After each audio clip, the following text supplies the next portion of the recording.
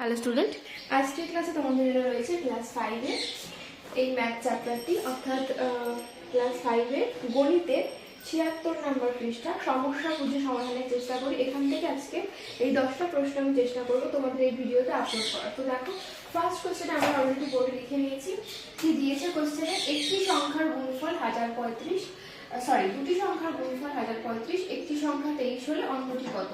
তোমরা এভাবেই লিখবো, যেভাবে এখানে লেখা আছে সেভাবে আমরা লিখবো। প্রথমে দুটি সংখ্যার গুণফল কত বলেছে? 1035। সেখানে বলে দিয়েছি একটি সংখ্যা 23। তাহলে অপর সংখ্যাটি এসো না, অপর সংখ্যাটি হবে কি হবে? যেহেতু দুটো সংখ্যাকে গুণ করে আমরা এই সংখ্যাটাকে পেয়েছি, সেহেতু সেই গুণফলটাকে যদি আমরা এই সংখ্যাটা দিয়ে ভাগ করি আমরা নিশ্চয়ই আনসারটা পেয়ে যাব। সো 1035 ভাগ 23, এই গেল আমাদের প্রশ্নের সমাধান। এবার আমরা এই ভাগটাকে এখানে করে দেখাচ্ছি। দেখো, 23 দিয়ে 1035কে আমরা করে দেখবো। তোমরা সাইডে করে দেখতে পারো যে কত দিয়ে করলে তোমরা এর কাছাকাছি পৌঁছতে পারছো, 103 এর কাছাকাছি। তো 3 4 12 2, হাতে 1 থাকবে, 4 2 8 আর 1 92। আমরা 4 দিয়ে করতে পারি 92। তাহলে 2 আর 1 3, 9 আর 1 10, 115। এই হলো 115। 5 দিয়ে যদি আমরা 23কে গুণ করি, দেখো এটাকে রাশ লিখে নিচ্ছি, রাশ। 23 দিয়ে যদি 5কে গুণ করি, 3 5 15, 5 হাতে 1 থাকছে, 5 গুণ 10 রাখি 115। এই 115 মিলে যাচ্ছে, তাহলে আমরা 5 23-এ 115 এটা পেয়ে যাচ্ছি। ওকে, তাহলে আমাদের অ্যান্সার কত আসছে? আমাদের অ্যান্সার হবে 45। ওকে, তাহলে আমরা উত্তরের ক্ষেত্রে লিখব,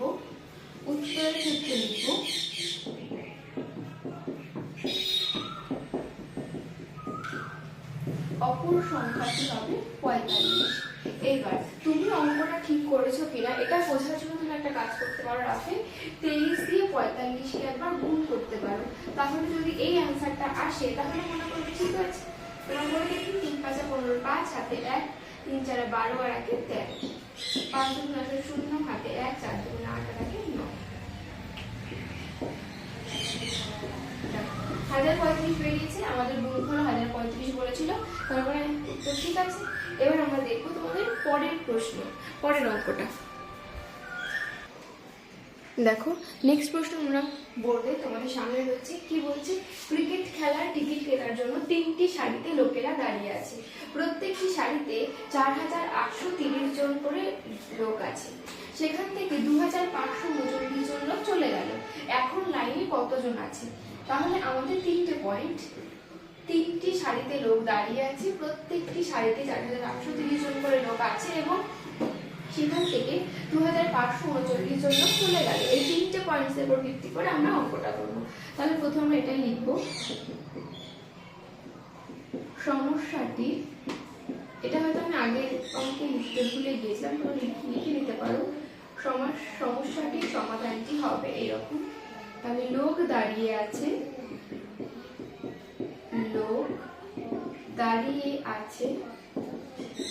3টি সারিতে। ওকে, 3টি সারিতে।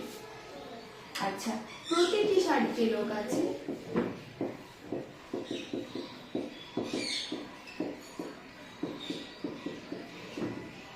প্রতিটি সারিতে লোক আছে 4830 জন করে।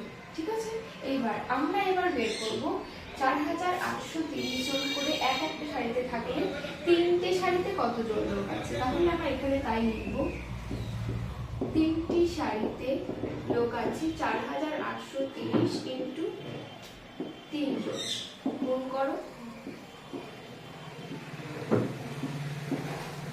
এতজন।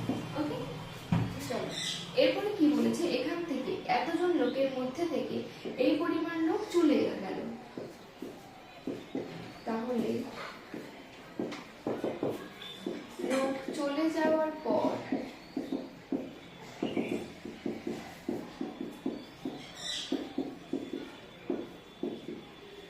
বাকি লোক সংখ্যা কত? 14400 590 মাইনাস 2539, তাহলে 9 আর 10 আর সেখানে 1 আসছে, 3 আর 1 4, 5 আর 4 9, 9 আর 5 14, 9 আর 4, তাহলে 5 আর 4 9, 5 আর 4 9, হ্যাঁ, তাহলে 5 থেকে 14 অবধি করলে 9 আর 5 14, 14 এখানে 1 আসলো, 2 আর 1 3, তাই তো? হ্যাঁ, 2 আর 1 3 আর 1 4, তাহলে এতজন। তোমরা উত্তর লিখবে 2539 জন লোক চলে যাওয়ার পর লোক সংখ্যা কত থাকছে আমাদের? 11,951 জন। অঙ্কটা বলতে আমি আরেকবার বলছি ছোট করে। 3টি সারিতে লোক ছিল, আমরা প্রথমে বের করে নিলাম যে 3টি সারিতে মোট কতজন লোক ছিল। 14,490 জন লোক ছিল, সেখান থেকে এতজন লোক চলে গেল এতজন লোক, তারপরে কতজন পড়ে থাকলো? এতজন পড়ে থাকলো। তারপর উত্তর লিখবো যে এখন লাইনে এতজন লোক দাঁড়িয়ে আছে। ওকে, তোমরা যদি মনে করো দুটো লাইন আছে, দুটো লাইনে 3 জন করে লোক আছে, তার মানে মোট লোক সংখ্যা কত? 6 জন লোক সংখ্যা। এই 6 জনের মধ্যে 2 জন চলে গেল, তাহলে কতজন করে থাকলো? 4 জন। ঠিক এভাবে যদি আরো আরো আরো ডিটেইলে যাও, 8 জন করে হয়তো লোক আছে, কত লাইনে লোক আছে? 3 লাইনে লোক আছে, 3 আর 24 জন, সেখান থেকে হয়তো 20 জন চলে গেল, কতজন করে থাকলো? 4 জন। ঠিক এভাবে স্টেপ বাই স্টেপ তোমরা অঙ্কগুলো করতে পারো। এবার আমরা দেখব নেক্সট কোশ্চেন। দেখো নেক্সট কোশ্চেন 3 নাম্বার প্রশ্ন। দুটি সংখ্যার যোগফল 2420 হলে বিয়োগফল 1224, তাহলে সংখ্যা দুটি কি কি?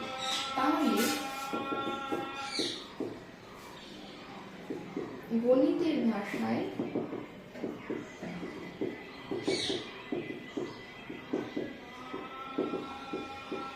সমাধানটি হবে কি বলেছে?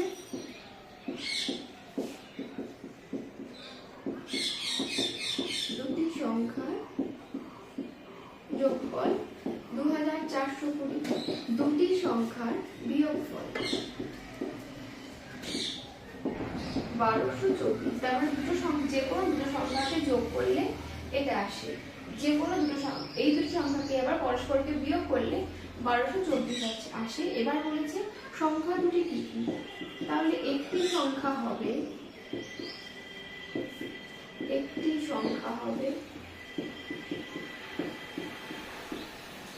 যোগফল মাইনাস বিয়োগফল। যোগফল থেকে বিয়োগফলকে বাদ দিলেই আমরা একটা সংখ্যা পেয়ে যাচ্ছি। দেখো বিয়োগ করব, ঠিক এখানে আমরা বিয়োগটা করে নিচ্ছি, 1224।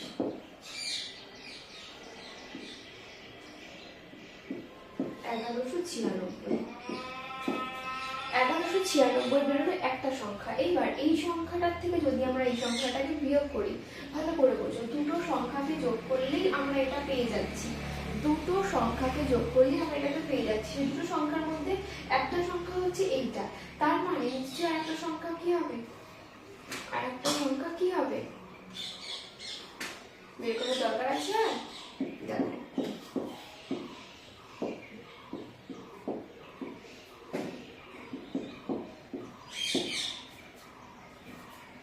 আর কি বের করার দরকার আছে? 1196 অপর সংখ্যাটা কি হবে? আমি তাও তোমাদের বের করে দেখাচ্ছি। অপর সংখ্যা হবে 2420 মাইনাস 1196, মানে যেটা আগে বের করেছি এই সংখ্যাটা বেরোবে।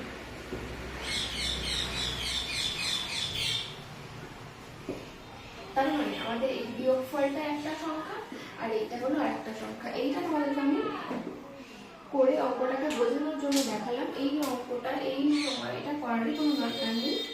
দেখো এই 1224 এটা একটা সংখ্যা, 1196 এটা একটা সংখ্যা, কারণ এই দুটোকে যোগ করলেই আমরা দেখো এই সংখ্যাটা পেয়ে যাচ্ছি, এই দুটোকে যোগ করলেই আমরা এই সংখ্যাটা এই যোগফলটা পেয়ে যাচ্ছি।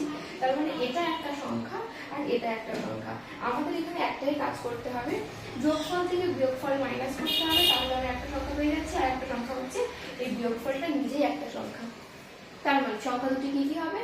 1224 আর 1196। তোমার উত্তর লিখবে, সংখ্যা দুটি হবে। উত্তরটা আমি এখানে লিখে নিচ্ছি।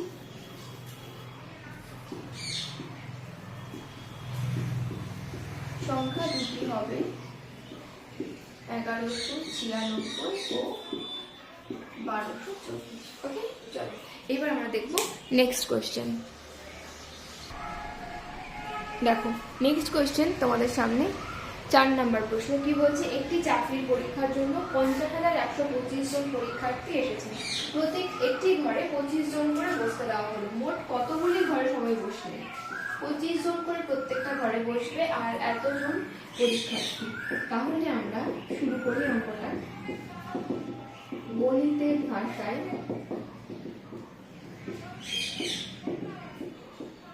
সমাধানটি হবে কি হবে? তাহলে কতজন পরীক্ষার্থী?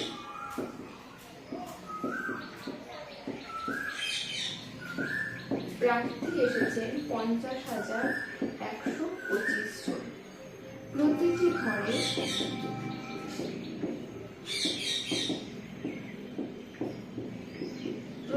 ঘরে বসতে পারবেন 25 জন। তাহলে মোট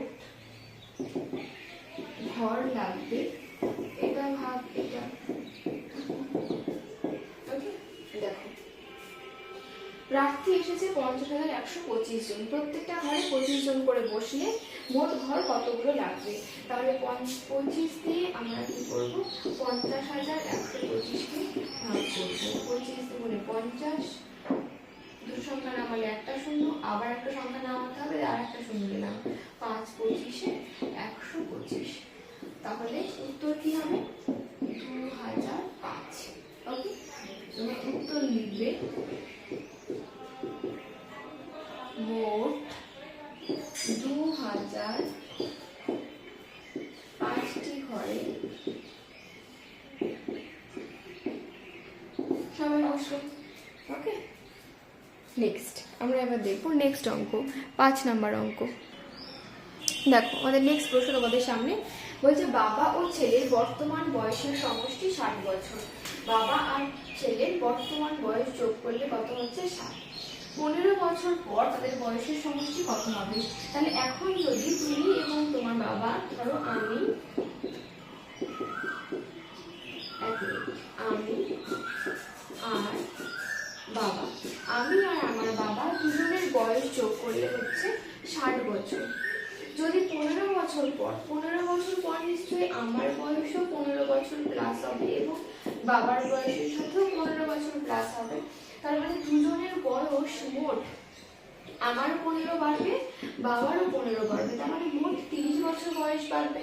তার মানে আগে যদি 60 বছর হতো দুজনের বয়স যোগ করলে, এখন দুজনের বয়স মানে 15 বছর পর দুজনের বয়স যোগ করলে কত হবে? 60 আর 30 90। কেন 30? অনেকেই তোমরা এটা 15 যোগ করে দিয়ে 75 করবে, কিন্তু তা কিন্তু নয়। 15 বছর পর বাবার বয়সও 15 বাড়বে, ছেলের বয়সও 15 বাড়বে। তার মানে বাবা এবং ছেলে দুজনের বয়সই 15 করে 30 বাড়বে। সুতরাং 60 আর 30 90 হবে। তো আমরা উত্তরটা শুরু করব এভাবে।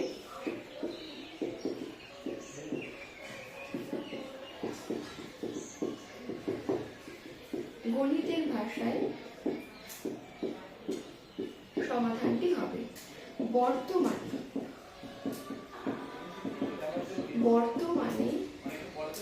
বাবা ও ছেলে বয়সের সমষ্টি কত? 60 বছর।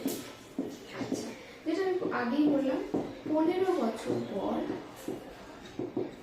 বাবা ও ছেলের বয়সের সমষ্টি কত হবে? 60 যোগ 15 যোগ 15 বছর। কারণ দুজনেরই বয়স 15 পূরণ করে 30 বাড়বে। তাহলে কত হচ্ছে? 60 যোগ 30 = 90। তোমরা এটাকে ব্র্যাকেটের মধ্যেও করতে পারো এই অংশটুকু। ওকে, 90 বছর। তাহলে উত্তরটা তোমরা এভাবে লিখবে, 15 বছর পর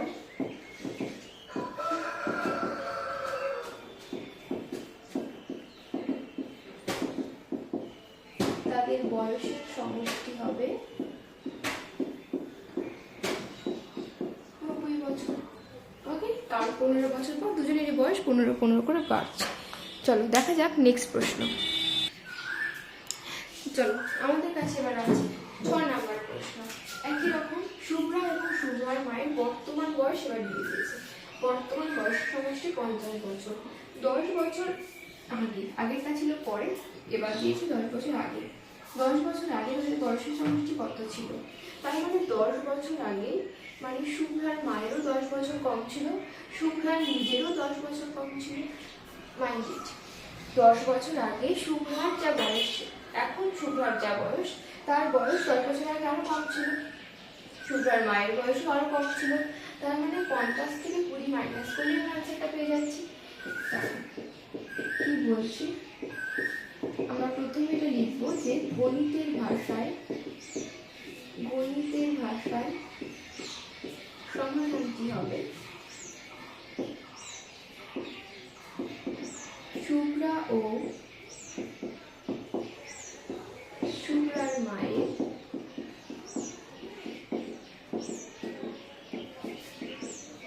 বর্তমান বয়সের সমষ্টি কত বলেছে? 50 বছর। 50 বছর। 10 বছর আগে, 10 বছর আগে দুজনে বয়সের সমষ্টি ছিল, দুজনের বয়সের সমষ্টি কত ছিল? 50 মাইনাস কত হবে? 10 যোগ 10, তাই না? তাহলে 50 মাইনাস 30 বছর। তাহলে উত্তরটা এরকম লিখবে, আমি উত্তরটা লিখছি না, যে 10 বছর আগে দুজনের বয়সের সমষ্টি ছিল 30 বছর। ওকে, কারণ দুজনের বয়স 10 পর তখন মাইনাস ছিল। ওকে, চলো এবার আমরা দেখব নেক্সটটা। আমাদের নেক্সট প্রশ্ন কি বলছে? 7 নাম্বার প্রশ্ন। এক ব্যক্তির কাছে 60,000 টাকা ছিল। তিনি এই 60,000 টাকার মধ্যখান থেকে 2,500 টাকা তার স্ত্রীকে দিয়েছে, 10,500 টাকা তিনি তার পুত্রকে দিয়েছে, বাকি টাকা তিনি দান করেছেন। আমাদের কাছে জানতে চাইছে তিনি কত টাকা দান করেছেন। এবার তুমি ধরো এই 6,000 টাকাটা বাদ দিয়ে দাও। ধরো তোমার কাছে ছিল 10 টাকা। এই 10 টাকার মধ্যে থেকে তুমি 2 টাকা কাকে দিয়েছো, 2 টাকা তুমি তোমার ভাইকে দিয়ে দিয়েছো। কত পড়ে থাকলো তাহলে? 8 টাকা। এই 8 টাকার মধ্যে তুমি 5 টাকা তোমার মাকে দিয়েছো, কত পড়ে থাকছে তাহলে? 3 টাকা। এই 3 টাকা তুমি দান করেছো। সেম এইরকমই করতে হবে। 60,000 টাকার মধ্যে 2,500 টাকা তার স্ত্রীকে দিয়ে দিয়েছে, তার ছেলেকে দিয়ে দিয়েছে 10,500 টাকা। এইটা মাইনাস করে যে টাকাটা তার কাছে পড়ে গেছে সেই টাকাটা তিনি দান করেছে। এইভাবে আমাদের বের করতে হবে যে তিনি কত টাকা দান করেছিলেন। তো উত্তর আমরা এইভাবে করব, গণিতের ভাষায় সমাধানটি হবে। কি হবে? আমরা আগে লিখবো ব্যক্তির কাছে কত টাকা ছিল। ব্যক্তির কাছে মোট টাকা ছিল, কত টাকা ছিল? 60,000 টাকা। স্ত্রী ও পুত্রকে তিনি মোট কত টাকা দিয়েছিলেন এটাও আমরা আগে বের করব। স্ত্রী ও পুত্রকে মোট টাকা দিয়েছিলেন, কত দিয়েছিলেন? 2,500 যোগ 10,500। তো আমরা এই দুটোকে রাখি আগে যোগ করে নিই। 10,500 যোগ 2,500 কত হলো? 13,000। এই 13,000 টাকা তিনটার স্ত্রীকে এবং পুত্রকে দিয়ে দিয়েছিলাম। এবার বলেছে বাকি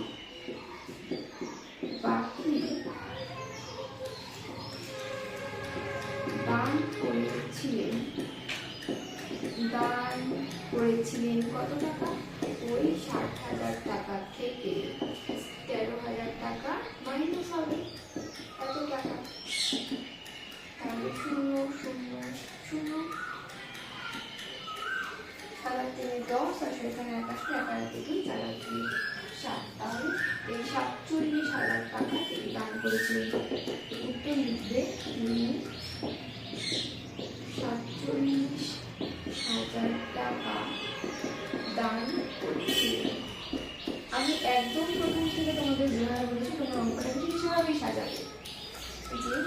ধরে নাও তোমার কাছে 60 টাকা ছিল, তার মধ্যে 25 টাকা ওদেরটা দিয়ে দিয়েছো, আরো ধরো 10 টাকা কোনটা তোমাকে দিয়ে দিয়েছো। তোমার কাছ থেকে 25 টাকা, 10 টাকা, 35 টাকা বেরিয়ে গেছে। কত টাকা পড়ে আছে? 60 থেকে 35 গেলে কত টাকা পড়ে থাকে, সেই পরিমাণ টাকাটাই তুমি দান করে দিয়েছো। একদম সহজভাবে তোমার বিষয়গুলোকে ভেবে তুমি বুঝতে সুবিধা হবে। চলো দেখা যাক নেক্সট প্রশ্ন। দেখো আমাদের কাছে নেক্সট প্রশ্ন, 1 ও 10-এর মধ্যবর্তী মৌলিক সংখ্যার যোগফল নির্ণয় করো। প্রথমেই আমাদের জানতে হবে 1 থেকে 10-এর মধ্যে মৌলিক সংখ্যা কোনগুলি। 2, 3, 5, 7। কাকে কাকে মৌলিক সংখ্যা বলে এটাও আমাকে এবার জানতে হবে। মৌলিক সংখ্যা কাকে বলে? যেই সংখ্যাটাকে 1 এবং সেই সংখ্যা ছাড়া অন্য কোনো সংখ্যা দিয়ে বিশ্লেষণ করা যায় না বা ভাগ করা যায় না। সাপোজ ধরো 5কে তুমি 1 আর 5 ছাড়া অন্য কোনো সংখ্যা দিয়ে ভাগ করতে পারবে না, এর আর কোনো উৎপাদক নেই। শুধুমাত্র 1 এবং সেই সংখ্যা ছাড়া যার কোনো উৎপাদক নেই তাকে বলা হবে মৌলিক সংখ্যা। যেমন 2, 3, 5, 7 এগুলো হচ্ছে 1 থেকে 10-এর মধ্যে মৌলিক সংখ্যা। তাহলে আমি লিখবো 1 থেকে 10-এর মধ্যবর্তী মৌলিক সংখ্যা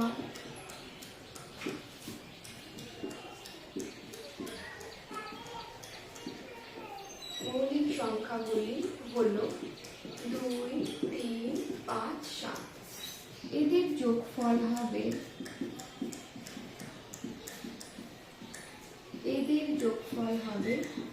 2 + 3 + 5 + 7 17। তো একই প্রশ্ন তোমাদের আমি আরেকবার বলে দিচ্ছি। দেখো 1 থেকে 10-এর মধ্যবর্তী মৌলিক সংখ্যাগুলি কি হবে? 2, 3, 5, 7 এবং এর যোগফল হবে 17। তো তোমরা লিখতে পারো 1 থেকে 10-এর মধ্যবর্তী মৌলিক সংখ্যাগুলির যোগফল হবে 17। এবার নেক্সট 9 নম্বর প্রশ্ন, একটি শ্রেণীর 42 জন শিশুর গড় বয়স 11 বছর, তাদের বয়সের সমষ্টি কত? যদি গড় দেওয়া থাকে সেক্ষেত্রে দেখো, যদি গড় দেওয়া থাকে সেক্ষেত্রে আমাদের সূত্র হবে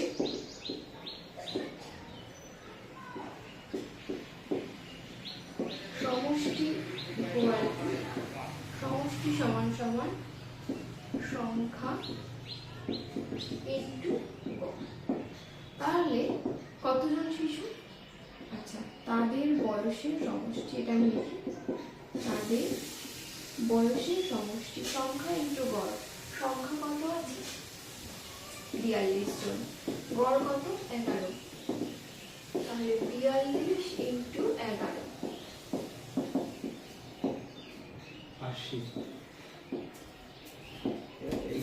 462 বছর। দেখো আমাদের অ্যান্সার হবে 462 বছর। গড়ে যদি গড় দেওয়া থাকে সেক্ষেত্রে আমাদের সমষ্টি বের করার নিয়ম একটাই হবে, সেই সংখ্যা ইনটু গড়। যতজন শিশু আছে বা যতজন ব্যক্তি আছে, ব্যক্তি হিসেবে যদি আমি বলি তাহলে এতজন ব্যক্তি ইনটু গড়, দুটোকে গুণ করলে আমরা যে অ্যান্সারটা পাবো সেটাই হবে তাদের বয়সের সমষ্টি। অ্যান্সার হবে 462 বছর তাদের বয়সের সমষ্টি। 10 নম্বর প্রশ্ন দেখো 10 নম্বর প্রশ্ন কি বলছে, একটি সৈন্য দলের 2580 জনকে এক জায়গায় প্রশিক্ষণে পাঠানো হয়েছে, 1270 জনকে আরেক জায়গায় পাঠানো হয়েছে, বাকি 8000 জনকে পরে পাঠানো হবে। তাহলে এখানে বলেছে যে মোট সৈন্যের সংখ্যা কত। যেহেতু মোট বলেছে আমাদের কোনো দিকে না তাকিয়ে কি করতে হবে? যোগ করতে হবে। কি লিখবো আমরা? সৈন্য দলে মোট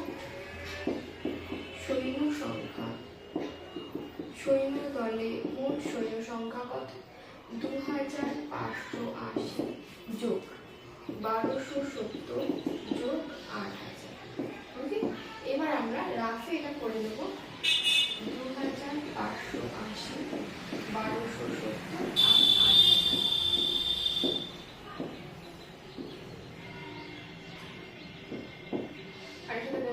থাকলো 1, 5 আর 2 7। আচ্ছা, আর এর সাথে 5 6 হলো 1, 5 আর 2 7 আর 1 8, তাই তো? 8 আর 2 10 আর 1 11। কত হলো? 11,850। ওকে, 1270। ওকে, চলো আজকের ভিডিওটা এই পর্যন্তই। ভালো লাগলে অবশ্যই লাইক, শেয়ার এবং সাবস্ক্রাইব করো, চ্যানেলটি পাশে থাকো। দেখা হচ্ছে নেক্সট ভিডিওতে। টাটা।